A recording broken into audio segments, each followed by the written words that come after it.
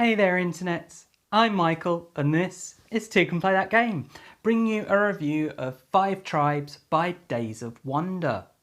So, what is 5 Tribes? Well, let's look at the box. We have palaces in the desert, so it's obviously ancient Persia type, Middle Eastern area with traders and old people and women with knives and okay, this really isn't telling us much about the game, except for the setting of the game.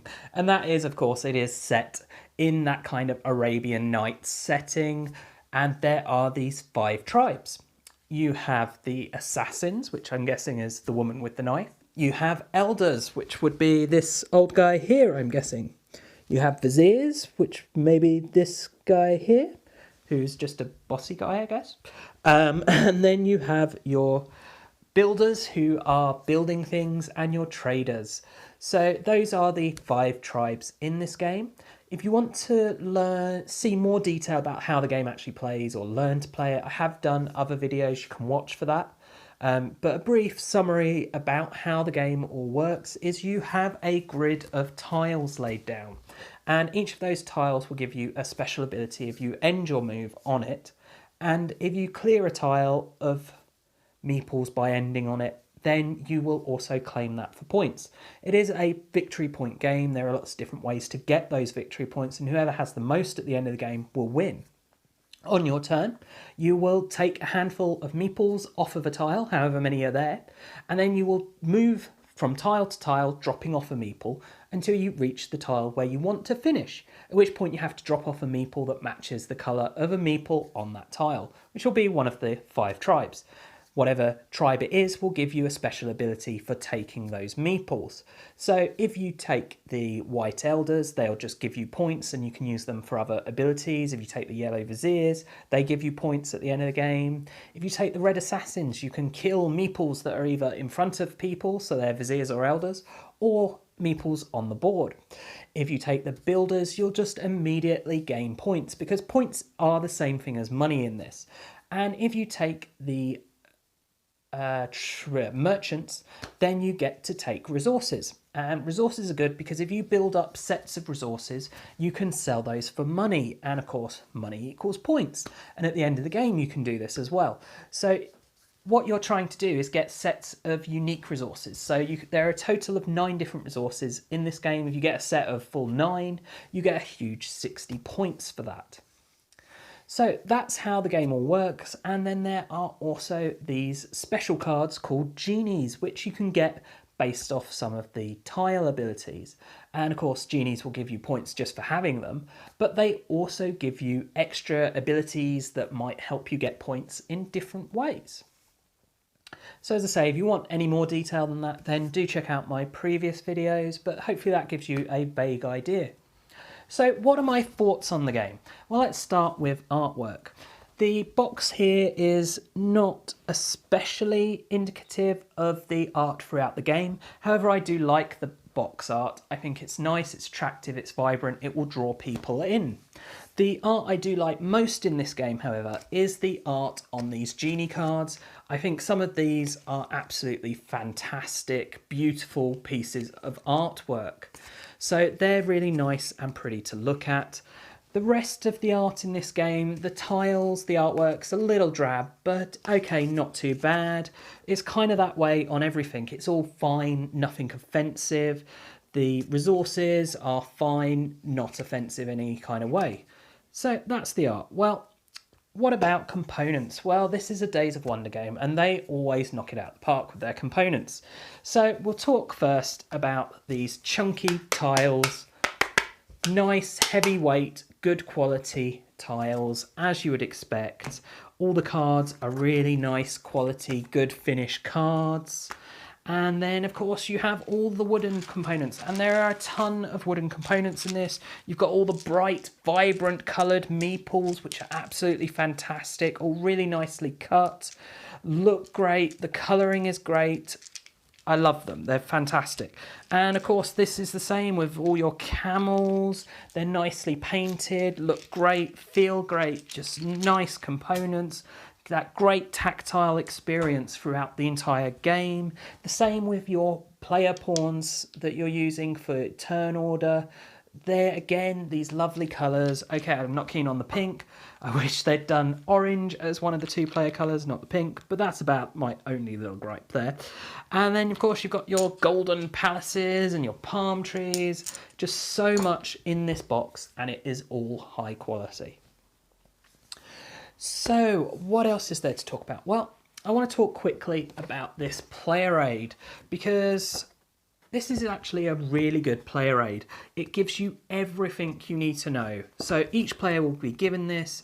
It will tell you all the different actions you can do. It tells you what each of the different tribes does when you do them.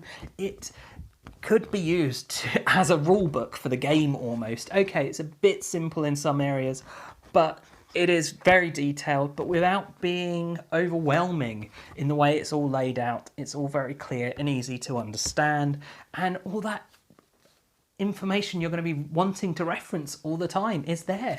It is a perfect reference sheet, and having all the genies' abilities labelled, really useful, because the cards sometimes, you know, the iconography on them isn't too clear as to what those do, and you need a little clarification, and this just gives you that. So that brings us around to the gameplay. Well, what do I think of the gameplay? Well, Days of Wonder are kind of renowned for that family level intro gateway game, really. And this breaks that. This is not that much of a gateway game. This is actually very strategic, quite heavy a game.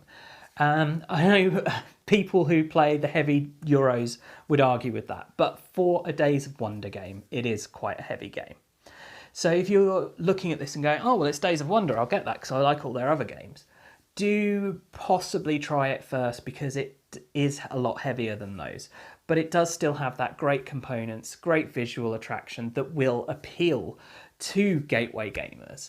And it isn't a huge leap for a gateway gamer to play this, and they could potentially enjoy it, but there is no luck in this game. Well, there is a little bit of luck. When the genies are coming out, what genies come out is luck, what resources come out is luck. But when it comes to looking at the board and deciding what you're going to do, you have all the information. There's no roll a dice, see what happens. There's no draw a card off the deck.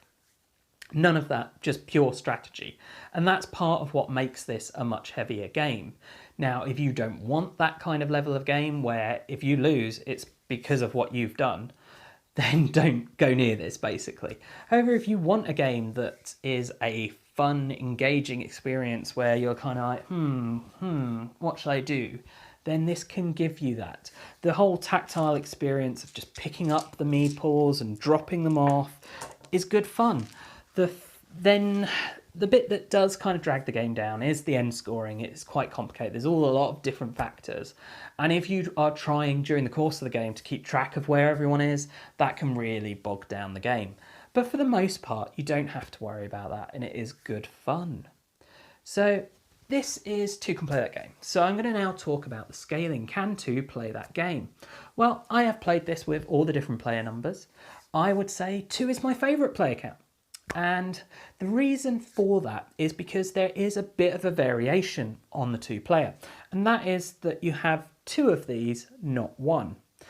And that means that when you do the bidding, and bidding is a mechanic I tend not to be fond of, you can keep in mind and get more interest in it's not just, oh, I need to go first. It's, oh, well, can I set it up to have 2 goes in a row so that you can use your first go to set up a fantastic second go.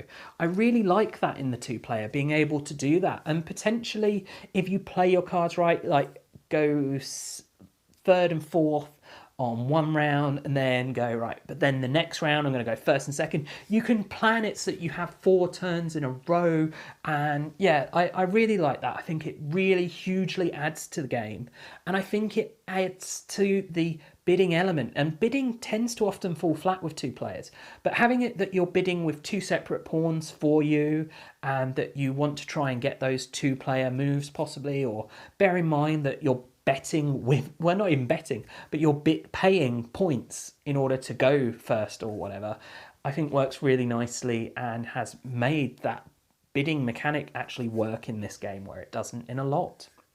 And as I say, I like the 2-player for the fact that you can set up yourself to do moves. Okay, you can potentially do this in a 3 and 4 player. If you go last and then first, you can get 2 moves in a row. But it's much harder to do and much more chaotic to do. And that's also another aspect of why I prefer the 2-player game, because this is a very strategy high game.